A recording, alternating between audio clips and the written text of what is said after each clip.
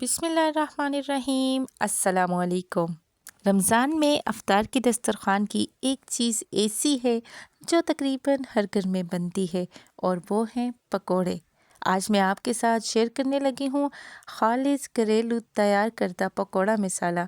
ये वो खुश्क मसाला है जो हम पकोड़े के बैटर में इस्तेमाल करते हैं और इसी मसाले से पकोड़ों के जायके आम से लाजवाब हो जाता है। ये जायकों में बहुत ही मुफीद है और घर पर बहुत कम खर्च में बनाया जाता है। तो आगे आने वाला है रमज़ान के लिए ये बहुत ही बेस्ट आइडिया है कि आप एक दफ़ा बना के इसे पूरा रमज़ान इस्तेमाल भी कर सकते हैं और बाद में भी ये यूज़ हो सकता है। ये इतनी क्वांटिटी में बनेगा, तकरीबन इस पे 250 से 300 का खर्चा है। तो चलिए शुरू करते हैं इस मज़ेदार सी रेसिपी को। सबसे पहले एक पैन में अनारदाना ले लेना है हाफ कप के बराबर। यहाँ पे हाफ कप मैंने अनारदाना लिया है जिसे मैंने धो लिया था और स्ट्रेनर में निकाल लिया था। सॉरी, वो थोड़ा सा स्किप हो गया था जो मैं रिकॉर्ड नहीं कर पाई। तो अभी इसे अच्छी तरह से सुखा लेना है, भून लेना है। इसे अच्छी तरह से साफ़ लाजमी करिएगा। इसके बाद इसे किसी भी डंडा दोरी में डाल के आपने पीस लेना है या सिल पत्थर पे भी आप पीस सकते हैं। इसके बाद ये देखिए, इसकी क्वांटिटी मैं आपको एक कप में डाल के बताने लगी हूँ कि आपने कितना लेना है। यहाँ पे हाफ़ मैंने लिया है, हाफ़ कप के बराबर। आपको अगर खटास ज़्यादा पसंद है तो आप थोड़ी सी क्वांटिटी बढ़ा भी सकती हैं, लेकिन मैं यहाँ पे हाफ़ ही कप यूज़ करूँगी। इसके बाद जो बहुत ही अहम चीज़ है इसमें है सूखा धनिया। सूखा धनिया यहाँ पे 2 कप के बराबर लीजिएगा और बहुत फ्रेश होना चाहिए। ब्लैक जो होता है वो ना लीजिएगा, जिसका थोड़ा सा ग्रीन कलर होता है वो यूज़ करिएगा। पिसा हुआ भी ना लीजिएगा। इसको अच्छी तरह से इसके बाद हमने साफ़ करना है। इसमें बहुत ज़्यादा कचरा होता है तो वो लाजमी निकालिएगा। तो ये देखिए, इस तरह से मैं इसे साफ़ कर लूँगी। तो बहुत ज़्यादा टाइम लगा था ये रेसिपी बनाने में, लेकिन एक दफ़ा आप बना के रख लीजिए और पूरा महीना फिर एंजॉय करिए। तो यहाँ पे अभी इसके बाद एक पैन ले लें और इसी में सारा धनिया ऐड कर दें। धीमी आंच पे आपने इसे अच्छी तरह से रोस्ट कर लेना है। बहुत ज़्यादा ब्लैक भी नहीं करना, बस हल्का सा रोस्ट करना है। तो ये देखिए, ये अच्छी तरह से रोस्ट हो जाएगा। अगर इसी दौरान आपको कोई और कचरा भी इसमें नज़र आ जाए तो जल्दी से निकाल दें। इसके बाद इसमें यूज़ करेंगे हम सफ़ेद ज़ीरा। हाफ कप के बराबर सफ़ेद ज़ीरा ऐड करिएगा। इसे भी हम भून लेंगे। यहाँ पे आँच को आपने धीमा रखना है, बहुत ज़्यादा तेज़ आँच पे ना भूनिएगा वरना तो ये जल जाएगा और कड़वा हो जाएगा। तो ये देखिए, अच्छी तरह से ये सारी चीज़ें भुन चुकी हैं। तो इसे भी मैं डाल दूँगी डंडा दोरी में। तो यहाँ पे पहले मैंने जो डाला हुआ था अनारदाना, उसे हल्का सा दरदरा सा पीस लूँगी। इसके बाद मैंने धनिया और ज़ीरे को इसमें ऐड कर दिया। ये काम आप सिलबट्टे पे भी कर सकती हैं।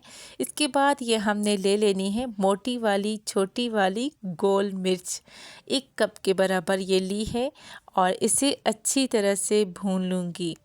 इसे भी भूनना बहुत ज़रूरी है।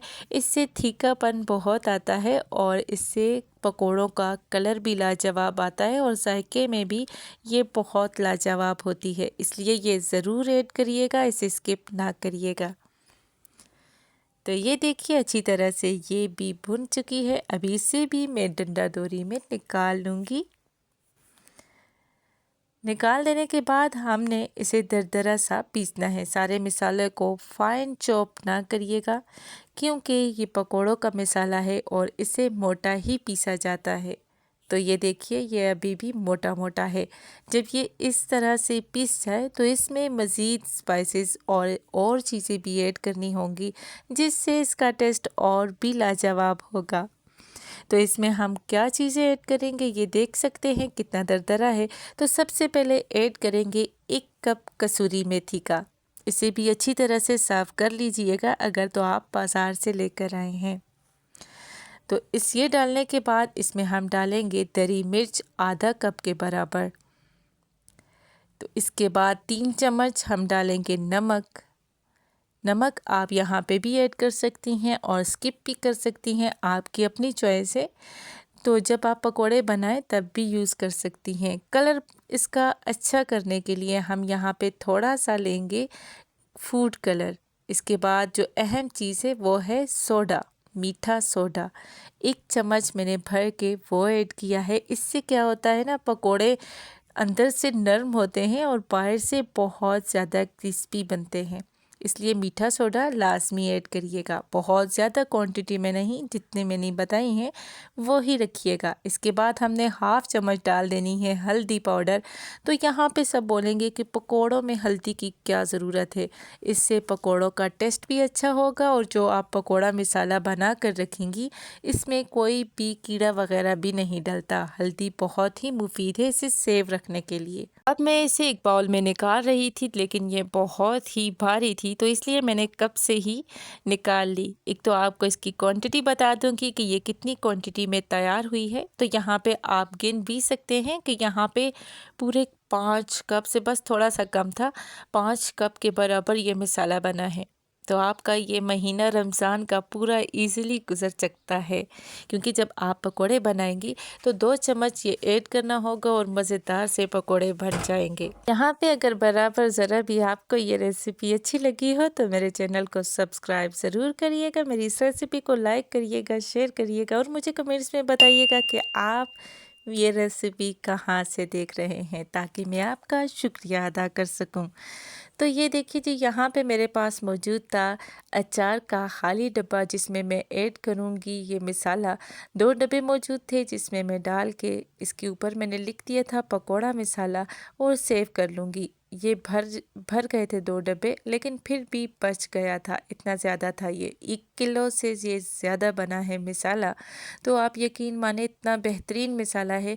मैं आज शाम को इसके पकोड़े ज़रूर बनाऊँगी। एक तो मौसम है बारिश का, और मुझे ना आप कमेंट्स में ये बताएं कि आपको कौन सी रेसिपी चाहिए, ताकि मज़ेदार सी रेसिपी आपके साथ शेयर कर सकूं। मुझे दुआओं में याद रखा करें। बहुत सी दुआओं के साथ अल्लाह पाक आपको खुश रखे, अपने हिफ्ज़ व अमान में रखे, ढेरों खुशियाँ अता करे, रिज़्क़ हलाल अता करे, रिज़्क़ रवानगी हो, कोई भी हम आपके करीब से ना गुज़रे। फिर मिलेंगे। अल्लाह हाफ़िज़।